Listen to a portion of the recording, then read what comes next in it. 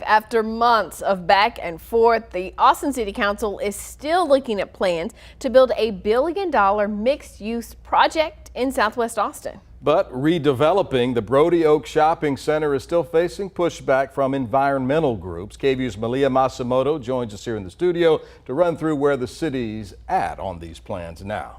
Hi, Brian, Ashley. First, a bit of backstory. So plans to revamp the Brodie Oak Shopping Center have been in the works since 2020, but they haven't had much movement due to concern about how development could affect that green belt nearby.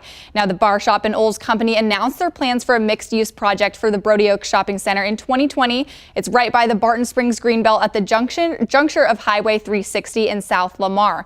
The development project would create over 1,000 residential units, including 200 affordable housing units, 200 hotel rooms, and space for offices, retail, and restaurants.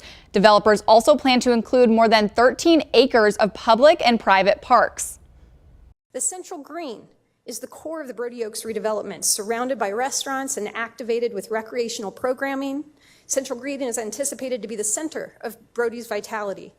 Now, some concerns from environmental groups is runoff from the development going into the green belt. They also worry about the height of the buildings.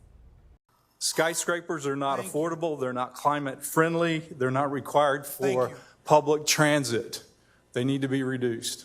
So today, council members approved a move that to allow the area surfaces don't absorb rainfall like sidewalks and parking lots. But they're waiting until July to talk more about a larger move that's related to zoning rules for the property. All this to mean discussion on this development still isn't done. Now, I talked to some of the local business owners in the Brodie Oak Shopping Center this morning, and their main concern was that timeline. Most of them said they had no idea when they could expect the redevelopment to happen.